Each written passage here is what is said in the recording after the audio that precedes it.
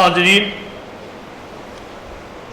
اسلام کوئی کریمنل لا نہیں ہے جو ہر موقع پر لوگوں کے قتل کا فتویٰ صادر کرے۔ اسلام دراصل ایک پیغام ہے، اسلام دراصل خدا کا ایک پیغام ہے، ڈیوائن میسج ہے، اور کسی میسج کی اہمیت اسی وقت ہوتی ہے جبکہ اس میں لوگوں کے لیے زندگی کا سامان مہیا ہو۔ اسلامی میسج دراصل اسی قسم کا ایک میسج ہے۔ پیغمبر اسلام محمد صلی اللہ علیہ وسلم قاتل انسانیت نہیں تھے، بلکہ آپ رحمت انسانیت تھے۔ قرآن میں پیغمبر اسلام محمد صلی اللہ علیہ وسلم کی جو مستقل حیثیت اور پرماننٹ اسٹیٹس بتایا گیا ہے وہ ہے رحمت للعالمین کا۔ قرآن میں ارشاد ہے کہ وَمَا أَرْسَلْنَاكَ إِلَّا رَحْمَةً لِلْعَالَمِينَ، یعنی ہم نے تمہیں تمام عالم کے لیے رحمت بنا کر بھیجا ہے۔ یہ رحمت کس بات کی رحمت؟ یہ رحمت یہ کہ یہ آپ دراصل خدا کی طرف سے تمام انسانیت کے لیے ہدایت ہے، آپ تمام انسانیت کے لیے دراصل زندگی کا پیغام ہے، آپ تمام انسانیت کے لیے مرسی کا پیغام ہے۔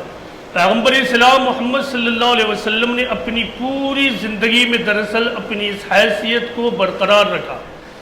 بلیسفیمی کا معاملہ جو آج پھر دوبارہ پورے ہندوستان میں آپ کے سامنے ہے، بلیسفیمی کا مطلب ہوتا ہے مقدس چیز، پوتر چیز، یا پھر مقدس شخصیات، سیکرڈ پرسنالٹی کے خلاف گستاخانہ انداز اختیار کرنا۔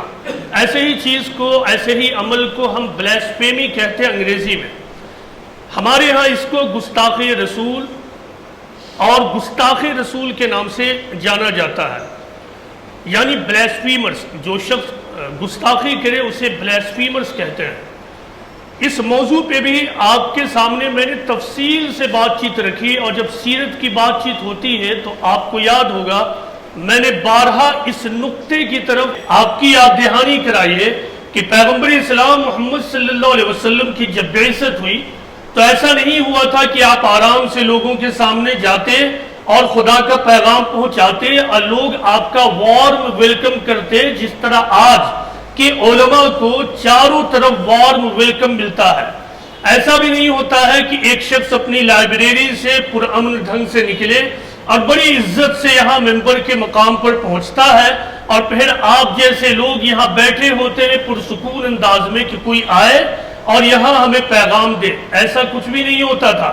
پیغمبر اسلام محمد صلی اللہ علیہ وسلم نے جب خدا کا پیغام پہنچانا شروع کیا تو ایک واقعے سے اندازہ لگائیے کہ آپ کا استقبال کس طرح کیا گیا۔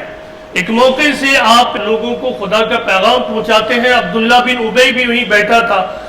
اس نے ساری باتوں کو غور سے سنا اور اس کے بعد کہا کہ اے محمد، اگر بات یہی ہے تو ٹھیک ہے، لیکن آپ اپنے گھر پر بیٹھیے۔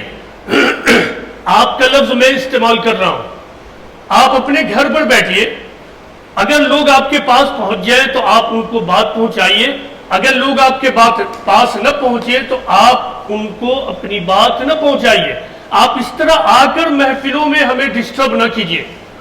اس جملے سے اور اس بیان سے آپ اندازہ لگائیے کہ پیغمبر اسلام محمد صلی اللہ علیہ وسلم کی شخصیت اور جذبات کتنا زیادہ مجروح ہوئے ہوں گے، لیکن پیغمبر اسلام محمد صلی اللہ علیہ وسلم نے کچھ بھی نہیں کہا۔ مکہ میں لوگوں نے، شریر لوگوں نے، بدتمیز قسم کے لوگوں نے، کمینے خصلت کے لوگوں نے آپ کا نام ہی دھر دیا تھا، اور وہ یہ کہ کچھ لوگ آپ کو مجنون کہتے تھے یعنی پاگل، کچھ لوگ آپ کو کاذب کہتے تھے یعنی جھوٹا، کچھ لوگ آپ کو ساحر کہتے تھے یعنی جادوگر، کچھ لوگ آپ کو مذمم کہتے تھے یعنی ذلیل کیا ہوا انسان، نعوذ باللہ۔ اس طرح کے ٹائٹلز آپ کے خلاف اہل مکہ نے چن رکھے تھے۔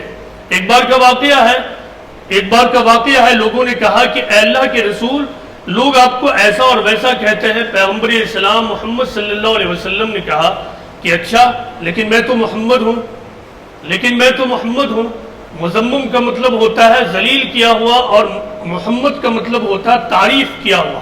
یہ پیغمبر اسلام محمد صلی اللہ علیہ وسلم کی پرسنالٹی، یعنی آپ مستقبل کو دیکھتے تھے، آپ یہ جانتے تھے کہ ان قریب تاریخ لکھی جائے گی، اور تاریخ میں محمد بن عبداللہ صرف درج نہیں ہوگا بلکہ محمد بن عبداللہ صلی اللہ علیہ وسلم لکھا ہوا ہوگا.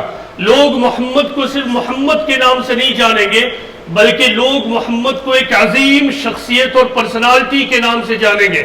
عنقریب وہ وقت ہوگا جبکہ میری پشت پر 100 200 300 نہیں بلکہ اربوں لوگ ایسے ہوں گے جو میری پشت پر کھڑے ہوں گے اور میری بات کو فالو کر رہے ہوں گے اور اس بات کو تسلیم کریں گے کہ میں جو کچھ عرض کر رہا ہوں وہ ایک خدا کا پیغام ہے. پیغمبر اسلام محمد صلی اللہ علیہ وسلم ہمیشہ مستقبل کو دیکھتے تھے. آپ میں سے کس کو طائف کا واقعہ نہیں یاد ہوگا؟ طائف کے واقعے کو بار بار یاد کیجئے. طائف کا وہ واقعہ جبکہ پیغمبر اسلام معصومانہ انداز میں طائف کے علاقے میں گئے. کیوں گئے؟ اسی لیے گئے کہ ابو طالب کا انتقال ہو گیا اور آپ مکہ کے قدیم نظام اور سسٹم کے تحت اپنے کام کے لیے ایک سپورٹر چاہیے تھا. مکہ کا نظام ایسا تھا کہ جو آدمی کوئی بڑا کام کرنا چاہے اس کو ایک سپورٹر درکار ہوتا تھا. پیغمبر اسلام نے ایسے ہی سپورٹر کی تلاش میں طائف کا سفر کیا. طائف کے سرداروں سے ملاقات کی. طائف کے تمام سرداروں نے آپ کا بدتمیزی اور گستاخی کے ساتھ استقبال کیا. ان میں سے ایک سردار نے کہا کہ کیا اللہ کو تمہارے علاوہ کوئی اور نہیں ملا کہ اس نے تمہیں اللہ کا رسول بنایا ہے، اپنا رسول بنایا ہے؟ آپ غور کیجئے کہ کیا اس سے بھی زیادہ بڑی گستاخی ہو سکتی ہے؟ طائف میں بات یہیں پہ نہیں رکی بلکہ طائف کے سرداروں نے طائف کے شریر اور بدتمیز قسم کے بچوں کو آپ کے پیچھے لگا دیا تاکہ وہ آپ کے پیچھے دوڑے اور آپ کو اسٹوننگ کرتے ہوئے طائف سے باہر نکال دے. شریر بچوں نے ایسا ہی کیا. یہ اتنا زیادہ سنگین شام تھی کہ روایت میں یہ بات آتی ہے کہ پیغمبر اسلام نے اپنی بیوی حضرت عائشہ رضی اللہ عنہا سے کہا کہ اے عائشہ، میری پوری زندگی میں طائف کی شام سب سے سخت ترین شام تھی. آپ لہو لہان ہو کر طائف سے باہر نکلتے ہیں اور ایک باغ میں پناہ لیتے ہیں. یہ اتنی سنگین شام تھی کہ خود اللہ کو بھی جلال آتا ہے اور اپنے فرشتوں کو بھیجتے ہیں، پہاڑوں کے فرشتوں کو. پہاڑوں کا فرشتہ پیغمبر اسلام کے پاس آتا ہے اور یہ پوچھتا ہے، کہتا ہے کہ اے اللہ کے رسول، آپ ہمیں حکم دیجئے کہ ہم طائف کے دونوں دیواروں کو اور پہاڑوں کو اس طرح سے دبا دیں تاکہ اہل طائف اسی کے اندر دب کر کچل کر مر جائیں. پیغمبر اسلام نے جو جواب دیا اس کو سنیے اور اس کو سننے کے بعد اپنے علماء کی تقریروں کا بھی جائزہ لیجئے کہ کوئی ایک عالم کیا پورے ہندوستان بھر میں موجود نہیں ہے جو اس طرح کا پیغام امت کو دیتا کہ امت مسلمانوں تھوڑا ٹھہرو، صبر سے کام لو، آنے والے دنوں کا انتظار کرو. ان قریب وہ وقت ہوگا جبکہ ہندوستان کی اکثریت خدا کے پیغام کو ضرور بھی ضرور اپنائے گی. کیا ایک بھی عالم ہمارے درمیان موجود نہیں ہے؟ پیغمبر اسلام محمد صلی اللہ علیہ وسلم نے کہا کہ نہیں، میں ہدایت دینے کے لیے آیا ہوں. مجھے امید ہے کہ ان کی بعد کی نسل، بعد کی جنریشن خدا کے پیغام کو پہچانے گی. ان کی بعد کی نسل خدا کے پیغام کو پہچانے گی اور اس کو ایکسپٹ کرے گی. آپ تاریخ کا مطالعہ کیجئے. تاریخ ثابت کرتی ہے کہ پیغمبر اسلام کا یہ امیجنیشن اور یہ فیوچرسٹک اپروچ 100% صحیح تھا اور پیغمبر اسلام نے یہی اپروچ دراصل اپنے ماننے والوں کو دیا تھا. بعد کے زمانے میں آپ نے ایک بڑا نام سنا ہوگا، محمد بن قاسم ثقفی. یہ محمد بن قاسم ثقفی عرب سے نکلے اور 711 عیسوی میں ہندوستان میں پہنچے. پہلے مسلمان کہا جاتا ہے کہ یہ پہلے مسلمان تھے جو ہندوستان میں داخل ہوئے. قاسم بن ثقفی یہ کون تھے؟ یہی اہل طائف کی اولاد تھے. قاسم بن ثقفی کی تاریخ کو جا کر مطالعہ کیجئے کہ یہ اسی اہل طائف کا ایک اولاد جو عرب سے نکلتی ہے اور ہندوستان میں اسلام کی اشاعت کی بنیاد ڈال دیتا ہے. اس طرح کے کئی لوگ، بڑے بڑے لوگ پیدا ہوئے. فتح مکہ کے بعد پورا کا پورا طائف اسلام میں داخل ہو گیا. پیغمبر اسلام محمد صلی اللہ علیہ وسلم نے اپنے ماننے والوں کو دراصل یہی اپروچ دیا تھا. بعد کے زمانے میں اصل پرابلم کیا دیکھیے، ہم جو کرتے ہیں اسی کے تحت اپنا قول اور اپنا فعل تیار کرتے ہیں. چونکہ بعد کے زمانے میں علماء اور عوام، مسلم علماء اور مسلم عوام عمومی طور سے دعوت کی ذمہ داری سے غافل ہیں. یعنی غیر مسلم اقوام تک خدا کے پیغام کو پہنچانا. وہ مسجد میں اذان دیتے ہیں، اس کو دعوت کا نام دیتے ہیں. مسجد میں نماز پڑھاتے ہیں، اس کو دعوت کا نام دیتے ہیں. دارالفتہ میں بیٹھ کے فتوے دیتے ہیں، اس کو دعوت کا نام دیتے ہیں. دارالقضا میں بیٹھ کے قضا کے فیصلے ہوتے ہیں، اس کو دعوت کا نام دیتے ہیں. حالانکہ دعوت اللہ اور شہادت الناس قرآن کی اصطلاح ہے. اس کا مطلب ہے غیر مسلم اقوام تک خدا کا پیغام پہنچانا، غیر مسلم اقوام کو خدا کے قریب بلانا، غیر مسلم اقوام کے نزدیک جا کر خدا کا گواہ اور وٹنس بننا. یہ اتنا بڑا کام ہے کہ کوئی بھی عالم اس بات سے اختلاف نہیں کر سکتا ہے کہ تمام انبیاء علیہ السلام صرف اور صرف اسی لیے بھیجے گئے کہ وہ خدا کے اس پیغام کو تمام انسانیت تک پہنچا دیں. حضرت آدم علیہ السلام سے لے کر حضرت محمد صلی اللہ علیہ وسلم تک ایک روایت کے مطابق مور اور لیس 1,24,000 پیغمبر آئے ہیں. ایک دوسری روایت کے مطابق اس سے بھی زیادہ آئے ہیں. یہ تمام پیغمبر قرآن کے خود اپنے بیان کے مطابق صرف اور صرف اس لیے آتے تھے تاکہ وہ لوگوں کے نزدیک خدا کے نذیر بنے، وہ لوگوں کے نزدیک خدا کی طرف سے لوگوں کو آگاہ کرنے والے بنے، لوگوں کو خوشخبری دینے والے بنے. پیغمبر اسلام محمد صلی اللہ علیہ وسلم بھی دراصل ایسے ہی عظیم رسول اور پیغمبر کا نام ہے. پیغمبر اسلام محمد صلی اللہ علیہ وسلم نے اپنی حکمت اور اپنے وزڈم کے ذریعہ ایک دنیا میں اسلام کے پیغام کو پھیلا دیا. خدا اسلام کیا ہے؟ اسلام دراصل ایک ایشور کا پیغام ہے، ایک خدا کا پیغام ہے. پیغمبر اسلام نے پوری انبیاء علیہ السلام کی تاریخ میں پہلی مرتبہ یہ ممکن بنایا کہ خدا کے پیغام کو تمام انسانیت تک پہنچا دے. محض 23 سال میں عرب اور اس کے اطراف میں خدا کے پیغام کو پہنچا دیں. محض 23 سال میں ایسی ٹیم کو تیار کر دیں جو ٹیم آپ کی موت کے بعد پوری دنیا میں پھیل جائے. آج ہمارے مدارس سینکڑوں کی تعداد میں موجود ہیں. پوری دنیا کو اگر کاؤنٹ کر لیں تو لاکھوں کی تعداد میں ہمارے مدارس موجود ہیں. اب انتہائی سنجیدگی کے ساتھ دیکھنے کی ضرورت ہے کہ کیا ہم اہل مدارس جو مدارس سے نکلتے ہیں کیا انہی صحابہ کے رول کو پلے کرتے ہیں؟ کیا ہم مدارس سے نکل کر وہی پیغام لے کر اٹھتے ہیں کہ اب ہم اپنے گھر نہیں لوٹیں گے، اب ہم دنیا کی مال و دولت کو لات مارتے ہیں، ہم مادیت اور مٹیریلزم کو ٹھوکر مارتے ہیں اور ہم پوری زندگی بوریاں نشیں ہو کر خدا کا پیغام پہنچاتے رہیں گے؟ ایسا نہیں ہوتا ہے. دنیا پوری طرح بدل چکی ہے. آج لکھنے اور بولنے والا لکھتا کچھ اور ہے، بولتا کچھ اور کرتا کچھ اور ہے. یہ سب کچھ ہمارے سامنے ہے. لیکن ایک بات تو اب بھی ہماری غیرت کو للکار رہی ہے کہ اگر ہم کچھ نہ کریں تو پیغمبر اسلام محمد صلی اللہ علیہ وسلم کی امیج کو تو کم از کم داغدار نہ ہونے دے. پیغمبر اسلام محمد صلی اللہ علیہ وسلم نے کہا کہ لوگوں کل آخرت میں مجھے رسوا مت کرنا، کل آخرت میں مجھے رسوا نہ کرنا. کیا یہ رسوائی کی بات نہیں ہے کہ ہم پوری زندگی عیش و عشرت کی گزارتے ہیں لیکن ایک جملہ ہوتا ہے بلا شبہ بیہودہ جملہ ہوتا ہے جسے کوئی بیہودہ انسانی اپنی زبان سے نکال سکتا ہے، لیکن وہ جملہ اصل بات یہ ہے کہ ہماری انا کو بھڑکاتی ہے، ہمارے جذبات کو بھڑکاتے ہیں اور اس جملے کو لے کر ہم سماج میں ایسے کام کرتے ہیں جس کام کے ہونے کا انتظار دشمنان اسلام اور مخالفین اسلام بے صبری سے کرتے ہیں اور ہم وہی کر ڈالتے ہیں. اور پھر ایک گستاخ رسول کو روکنے کے نام پر ہم لاکھوں گستاخ رسول ہر گھر میں پیدا کر رہے ہیں. آج آپ سوشل میڈیا کو اٹھا کر دیکھ لیجئے، سوشل میڈیا پر ہونے والے کامنٹ بازی کو دیکھ لیجئے، آپ دیکھ لیجئے کہ کتنے لوگ ہیں جو پیغمبر اسلام محمد صلی اللہ علیہ وسلم کی شان میں گستاخیاں کر رہے ہیں صرف ایک کو روکنے کی وجہ سے، اور کبھی بھی کوئی ایک نہیں رکتا ہے. موجودہ دنیا پوری طرح بدل چکی ہے. موجودہ دنیا کے لوگوں نے، موجودہ دنیا کے رولرز نے اظہار کی آزادی کو، فریڈم آف ایکسپریشن کو دنیا کی سب سے بڑی چیز اور سب سے بڑا ویلیو مان لیا ہے. اس ویلیو سے ہم اب ٹکرا نہیں سکتے ہیں. ہمارے لیے جو چوائس ہے وہ دو میں سے ایک ہے، یا تو ہم نادانی کے اقدامات اور اسٹیپ لیتے رہیں، اپنی دنیا کو بھی اجاریں اور آخرت کو بھی اجاریں، یا پھر ہم قرآن و سنت کا گہرا مطالعہ کریں اور مطالعہ کرنے کے بعد ہم یہ دیکھیں کہ قرآن و سنت ایسے معاملات میں ہماری کیا رہنمائی کرتے ہیں۔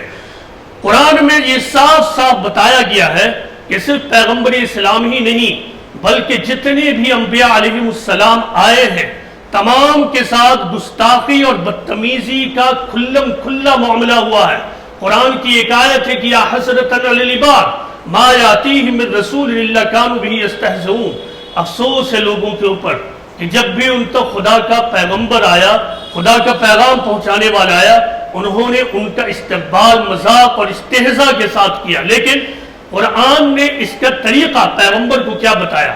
قرآن کی ایک آیت کا مطالعہ کیجئے، وَيَقُولُونَ إِنَّهُ لَمَجْنُونَ وَيَقُولُونَ إِنَّهُ لَمَجْنُونَ، اس آیت میں بتایا گیا ہے کہ کس طرح پیغمبر اسلام کے مخاطبین آپ کے ساتھ گستاخی کرتے تھے۔ آیت بتاتی ہے کہ وہ کہتے ہیں کہ محمد دیوانہ ہے، مجنون ہے، حالانکہ اب دیکھیں پہلی آیت میں یہ بتایا کہ وہ لوگ پیغمبر کے ساتھ گستاخی کرتے ہیں، لیکن اب اس گستاخی کا جواب کیا ہو؟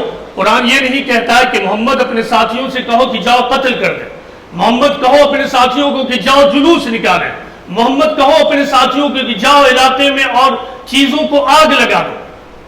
محمد صلی اللہ علیہ وسلم کو نہ حکم یہ ملا، نہ محمد صلی اللہ علیہ وسلم نے ایسا کوئی حکم دیا۔ آیت کی اگلی آیت یہ ہے، اللہ تعالیٰ کہتے ہیں حالانکہ وہ یعنی محمد سراپا ساری انسانیت کے لیے ذکر اور نصیحت ہے، یعنی ایک بات اگر کوئی گستاخی کے روپ میں کہے تو تم دلیل کی زبان میں ایک بات اور کہہ دو۔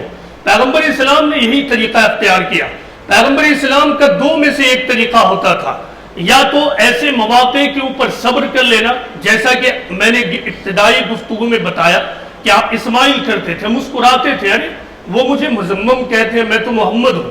دوسرا طریقہ یہ تھا کہ آپ دلائل کی زبان میں لوگوں کو کہتے تھے، اپنے لوگوں کو، کہ ان کا جواب دے دو۔ ایسی ہی ایک ذمہ داری حسان بن ثابت کو دی گئی تھی۔ پچھلا زمانہ شاعری کا زمانہ تھا، پوئٹری کا زمانہ تھا، لوگ پوئٹری میں پیغمبر اسلام کا مذاق اڑایا کرتے تھے جو آپ کے مخالفین تھے۔ حسان بن ثابت ان پوئٹری کا یعنی شاعری کا جواب شاعری سے دیا کرتے تھے۔ موجودہ زمانہ دراصل پروس کا زمانہ ہے، یعنی مضامین اور لیکھ کا زمانہ یا اسٹیٹمنٹ کا زمانہ۔ طریقہ یہ ہے کہ اگر ایک نگیٹو اسٹیٹمنٹ پیغمبر اسلام کی شان میں آئے تو ہم ایک پازیٹیو بات پیغمبر اسلام کے بارے میں کہہ دیں، ہم پیغمبر اسلام پر چھپی ہوئی پازیٹیو کتابوں کو دوسروں تک پہنچا دیں۔ پیغمبر اسلام نے اپنی پوری زندگی اس بات کی کوشش کی ہے کہ میری ذات سے اسلام کی امیج داغدار نہ ہو۔ کچھ واقعات پر غور کیجئے۔ ایک بار کا واقعہ ہے کہ انصار اور مہاجرون میں آپس میں ٹکراؤ ہوا۔ اس واقعے کو لے کر میں بالکل پوائنٹ آپ کے سامنے رکھ رہا ہوں۔ ان دونوں میں جب جھگڑا ہوا تو عبداللہ بن ابی نے اس موقع کو استعمال کرنا چاہا اور استعمال کرتے ہوئے اپنے لوگوں کے سامنے یہ بیان دیا، اب دیکھو کہ کتے کو کھلا پلا کر موٹا کرو تاکہ یہ ہمیں ہی کاٹ کھا جائے، خدا کی قسم جو ہم میں سے عزت والا ہوگا مدینہ پہنچ کر ذلت والے کو نکال باہر کر دے گا۔ یہ دراصل پیغمبر اسلام محمد صلی اللہ علیہ وسلم کی شان میں عبداللہ بن ابی کا یہ جملہ تھا۔ یہ اتنا سخت تھا کہ اس کا یہ جملہ قرآن میں مذکور ہے۔ حضرت عمر فاروق رضی اللہ عنہ نے کہا کہ اللہ کے رسول اجازت دیجئے کہ ہم اس کی زبان کو کاٹ دیں اور اس کا قتل کر دیں۔ پیغمبر اسلام نے کہا کہ نہیں، میں یہ نہیں چاہتا ہوں کہ لوگ یہ کہیں کہ محمد اپنے لوگوں کو قتل کرواتے ہیں۔ اسی طرح غزوہ تبوک سے واپسی کے موقع پر کچھ منافق مسلمان بھی آپ کی ٹیم میں شامل ہو گئے تھے۔ یہ لوگ گروپ سے الگ ہو جاتے اور پیغمبر اسلام کے بارے میں برا بھلا باتیں کرنے لگتے۔ ایک مرتبہ حضرت حذیفہ رضی اللہ عنہ کہتے ہیں کہ ایک مرتبہ محمد صلی اللہ علیہ وسلم نے ہمیں بلایا اور کہا کہ تم انہیں پہچانتے ہو؟ حضرت حذیفہ نے کہا کہ نہیں، دیکھو یہ وہ لوگ ہیں جو ہمارے بارے میں بری باتیں کرتے ہیں۔ حضرت حذیفہ نے کہا کہ اللہ کے رسول آپ ہمیں حکم دیجئے، ہم انہیں قتل کر دیتے ہیں۔ پیغمبر اسلام نے کہا کہ میں یہ پسند نہیں کرتا ہوں کہ لوگ یہ کہیں کہ محمد اپنے لوگوں کو قتل کرواتے ہیں۔ بھلا محمد یہ کیسے کہہ سکتے تھے کہ کیسے کر سکتے تھے کوئی ایسا کام کہ ان کی وجہ سے اسلام کی امیج داغدار ہو؟ یہ جملہ کہ محمد یہ اس بات کو پسند نہیں کرتے ہیں کہ لوگ یہ کہیں کہ محمد اپنے لوگوں کو قتل کرواتے ہیں، اس کا مطلب یہ ہے کہ میں اس بات کو پسند نہیں کرتا ہوں کہ لوگ ایسا کہنے لگے کہ اسلام لوگوں کو قتل کروانے کا بس حکم دیتا ہے۔ محمد کس ہستی کا نام تھا؟ محمد دراصل اسلام کا دوسرا نام ہے۔ ہمیں اسلام محمد صلی اللہ علیہ وسلم سے پہنچا ہے، ہمیں قرآن محمد صلی اللہ علیہ وسلم سے پہنچا ہے۔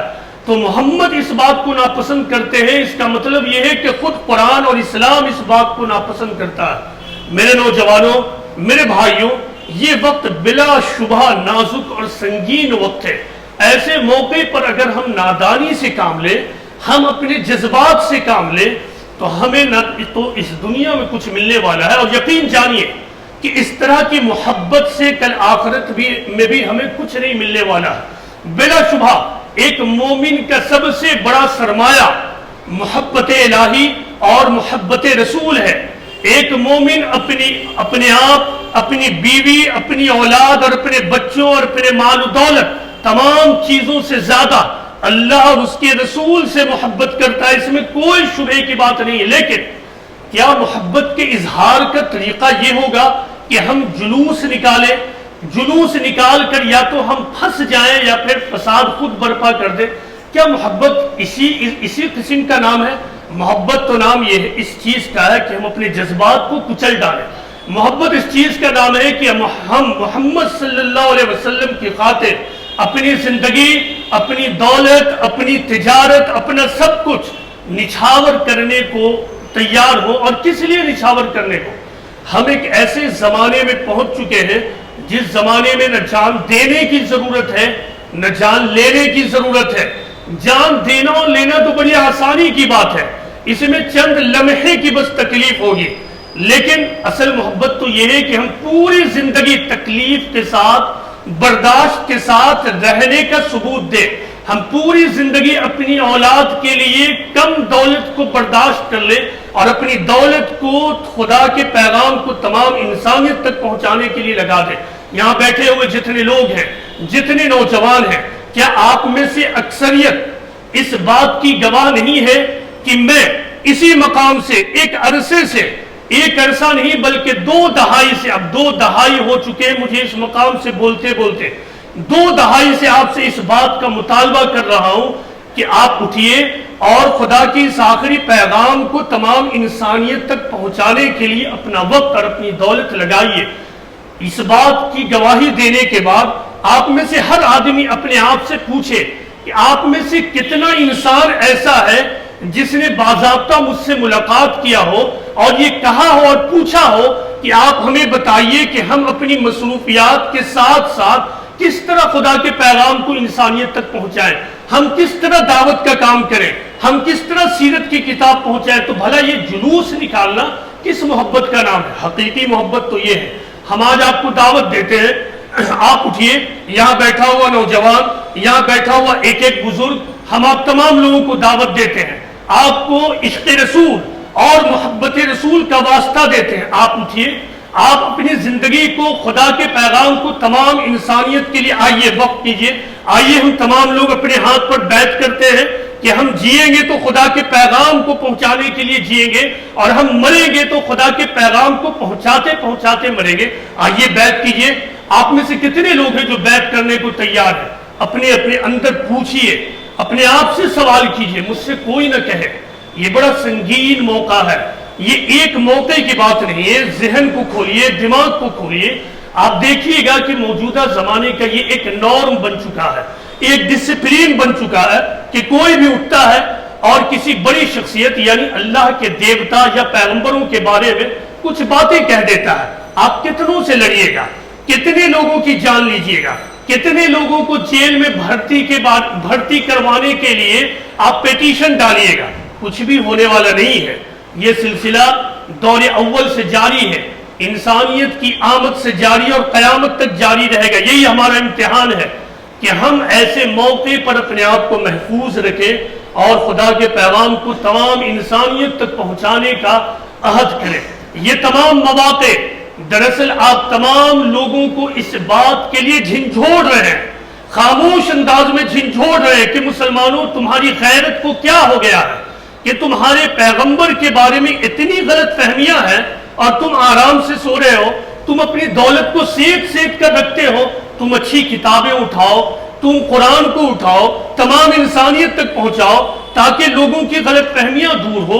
آپ کو کیا معلوم ہے کہ نپور شرما نے جو بیان دیا ہے وہ بیان خود آپ کی کتابوں میں موجود ہے؟ کیا آپ کو معلوم ہے کہ نپور شرما نے جو دلیل دیا ہے وہ حدیث خود بخاری میں موجود ہے؟ بھلا کوئی عام آدمی بخاری کی حدیث کو لے کر اس پر جرح اور اس کی تشریح کر سکتا ہے؟ یہ ہماری ذمہ داری تھی، علماء کی ذمہ داری تھی کہ وہ بتاتے کہ بخاری کی کن حدیث کو کس طرح لینا ہے، کتنی حدیثیں قابل رد ہیں، کن حدیثوں کو لینا ہے، کن حدیثوں کو ٹھکرانا ہے، حدیثوں سے اصول لینے کا طریقہ کیا ہے۔ یہ تو علماء کا کام تھا کہ وہ بتاتے۔ آپ یاد رکھیے کہ سلمان رشدی سے لے کر نپور شرما تک جن لوگوں نے اور جب اسلام اور پیغمبر اسلام کے بارے میں کوئی نگیٹو باتیں کہی ہیں تو وہ تمام باتیں ایک ایک کر آپ کی کتابوں میں موجود ہے۔ یہ باتیں بلا شبہ غلط ہے، بے بنیاد ہے۔ یہ ہماری ذمہ داری ہے کہ ہم ان باتوں کو صحیح کریں، ہم ان کو پہنچائیں۔ پھلواری کے لوگ، اہل پھلواری بلا شبہ خوش قسمت ہے کہ آپ ہی کے علاقے میں centre for piece and objective studies یہی کام کر رہا ہے، لگاتار قرآن اور سیرت کی کتاب کو تمام انسانیت تک پہنچانے کا کام کر رہا ہے۔ اہل مہتوانہ لکیہ اور خوش قسمت ہے کہ ان کے محلے سے یہ عظیم کام ہو رہا ہے۔ آپ کی ذمہ داری دو میں سے ایک ہے، یا تو آپ کم از کم جو ہو سکتا ہے اخلاقی سپورٹ کرے، اس کام کے لیے دعائیں کرے، اپنی دولت اپنی بھی پاس رکھ لیجئے، اپنی اولاد ہی کے پاس رکھ لیجئے، یہ کم از کم کام ہے۔ اس سے آگے بڑھ کر کام یہ ہے کہ ہر آدمی اپنے اپنے حالات کے مطابق اٹھے، قرآن، حدیث، سیرت کی کتابوں کو تمام انسانیت تک پہنچائے۔ جو صحیح لیکچرز اور ویڈیوز آپ ہی کے محلے کے اداروں سے نکالے جا رہے ہیں، ان ویڈیوز کو تمام انسانیت تک پہنچانے کا اہتمام کیجئے۔ یہی کام ہم مسلمانوں کا ہے۔ مسلمان دراصل اس دنیا میں امن کا پیغمبر ہے، یاد رکھیے، امن کا پیغمبر ہے، اور امن کا پیغمبر بننا آسان کام نہیں، بڑی تکلیف دہ کام ہے، یہ بڑا صبر آزما کام ہے۔ آپ کو ہر دن اپنے آپ کو لہو لہان کرنا ہوگا، ہر دن اپنے جذبات کو مجروح کرنا ہوگا، ہر دن تنہائیوں میں اپنے آپ کے ساتھ رونا ہوگا، خدا کے سامنے گر گرانا ہوگا، اور اس کے باوجود جب آپ سماج میں نکلے تو ہنستے ہوئے اور مثبت پیغام کو لیتے ہوئے اللہ تعالیٰ سے یہ دعا ہے کہ اللہ تعالیٰ یہاں بیٹھا ہوا کم از کم اس مسجد میں بیٹھا ہوا ایک ایک نوجوان اور ایک ایک بزرگ کو یہ توفیق دے کہ وہ اپنی اپنی زندگی میں خدا کے پیغام کو تمام انسانیت تک پہنچانے کا عہد کرے۔ اللہ تعالیٰ سے یہ دعا ہے کہ یہاں بیٹھا ہوا ایک ایک نوجوان کو یہ توفیق دے کہ وہ خدا کے پیغام کو تمام انسانیت تک پہنچائے۔ وہ مالین